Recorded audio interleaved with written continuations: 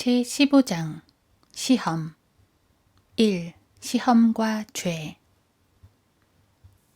어떤 성도들은 시험을 받는 것 때문에 몹시 괴로워한다.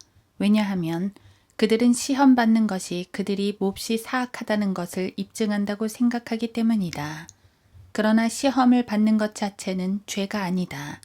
그러나 그 시험에 굴복하는 것은 죄이다.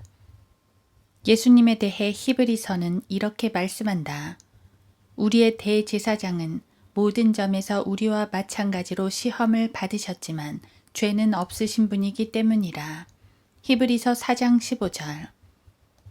우리는 새가 우리 머리 위로 날아다니는 것을 막을 수는 없다.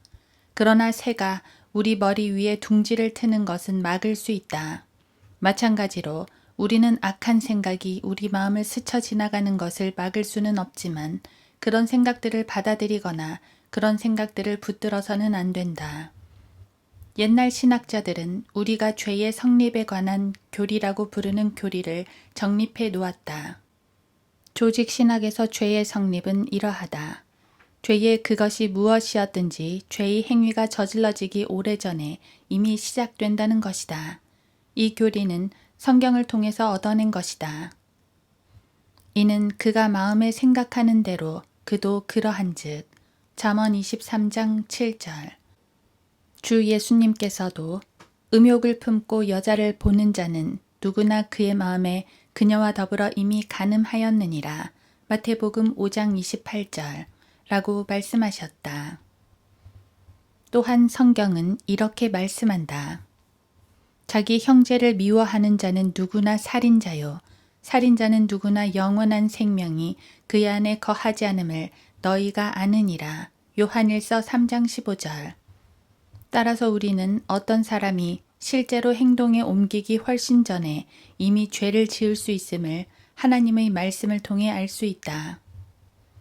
어떤 유명한 설교자는 이렇게 말했다. 우리 인간은 어떤 사람이 사람을 죽였을 때 그를 살인자라고 부른다. 그러나 하나님께서는 그가 사람을 죽이기 이전에 살인자라고 하신다. 즉, 우리는 그가 사람을 죽였기 때문에 살인자라고 말하는 반면 하나님께서는 그가 살인자이기 때문에 살인을 했다고 말씀하시는 것이다. 인간은 살인을 저지르기 전에 살인을 계획한다. 다시 말해 인간이 총이나 칼이나 나이프를 사용하기 이전에 그는 이미 살인자인 것이다. 죄의 성립에 관한 교리에서 4단계를 언급할 수 있다. 제시, 인식, 논의, 결정. 이 4가지 단계는 인간이 어떤 행동을 옮기기 전에 발생한다. 시험을 받는 모든 사람은 첫째 시험의 대상을 제시받는다. 그 후 그는 그 대상에 대해 그 실체를 인식하게 된다. 즉, 그는 그것이 가져올 결과가 옳은 것인지 나쁜 것인지를 깨닫는 것이다. 일단 그것이 도덕적으로 올바른지 아닌지 판단이 선 후 그는 마음속으로 그 일을 해야 될지 말아야 할지 논의를 하게 되고 그 다음은 그 일을 할 것인지 말 것인지 최종적으로 결정을 내리게 된다. 문제는 이 4단계 중 어느 순간에 시험의 단계를 넘어 죄가 성립되느냐이다. 답은 간단하다. 제시와 인식의 단계는 시험을 받는 상황이다. 그러나 어떤 사람이 일단 논의를 시작하게 되면, 즉 나쁜 일인 줄 알고 나서 그것을 해야 되는가 말아야 되는가를 궁리하는 그 순간 죄는 이미 시작된 것이다. 바로 이 점이 성경이 인간 내부에서 진행되고 있는 내적 과정에 대하여 내린 분명한 선언이다. 이 성경적 분석은 프로이트 학파의 정신분석학자들의 피상적인 자기 합리화보다 훨씬 더 심오하고 정확하다. 오늘날의 정신과 의사들은 매우 피상적인 분석밖에 할 줄 모른다. 물론 정신과 의사들은 병리학적 증상을 보이는 경우, 즉 뇌에 손상을 입었다던가 신경 조직에 손상을 입은 환자들의 경우에는 크게 효과를 가져온다. 그러나 신경쇠약증과 같은 정신 문제를 다룰 때면 이들은 문제의 핵심에 접근하기보다는 환자에게 그의 문제를 아무것도 아니며 괜찮다는 설득으로 일관한다. 죄를 짓고 죄책감에 시달리는 사람에게 그 정도 죄는 문제될 것 없다는 식의 치료를 해주고 시간당 얼마씩의 돈을 받고 있는 것이 대다수의 정신병원의 실태이다. 우리가 문제를 너무 단순화시킨다고 항변할지 모르지만 오히려 정신과 의사들이 단순한 문제를 복잡하게 만들어 돈을 벌고 있는 것이 현실이다. 정신불안을 겪고 있는 사람에게 모든 것이 괜찮다는 식의 설득으로는 결코 문제를 해결하지 못한다. 정신과 의사들은 마귀들이라든가 예수 그리스도의 피에 대해 거의 언급을 하지 않는다. 결국 정신과 의사들은 정신 문제를 다루면서 순전히 물질적 차원의 처방만을 내린다. 물론 때로는 에너지장 혹은 중력장 등을 인정하면서 텔레파시와 최면 및 이와 유사한 심령 현상들을 받아들이기도 하지만 그들은 이러한 현상 역시 전기자극 등과 같은 물리적 방법으로 측정하려고 든다. 결국은 물리적이고 육체적인 범주로 되돌아오고 마는 것이다.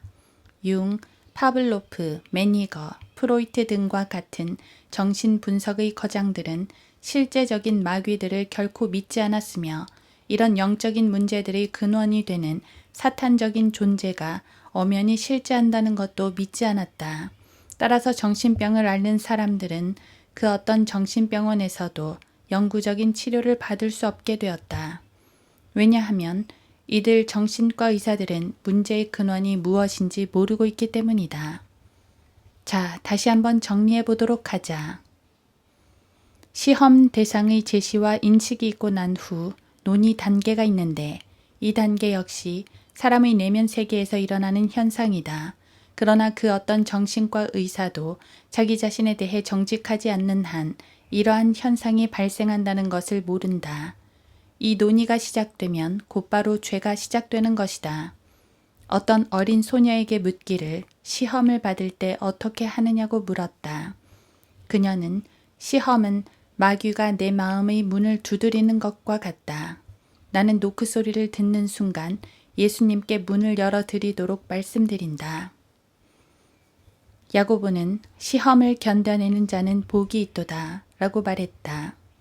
시험을 견뎌낸다는 말은 시험을 인내하고 저항한다는 것을 뜻한다. 우리는 시험에 저항해야 한다.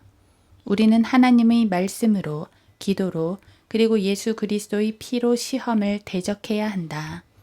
하나님의 자녀라면 정확히 배워야 하고 암기해야 될 신약 성경의 가장 위대한 약속들 중의 하나는 바로 시험에 관한 고린도전서 10장 13절 말씀이다.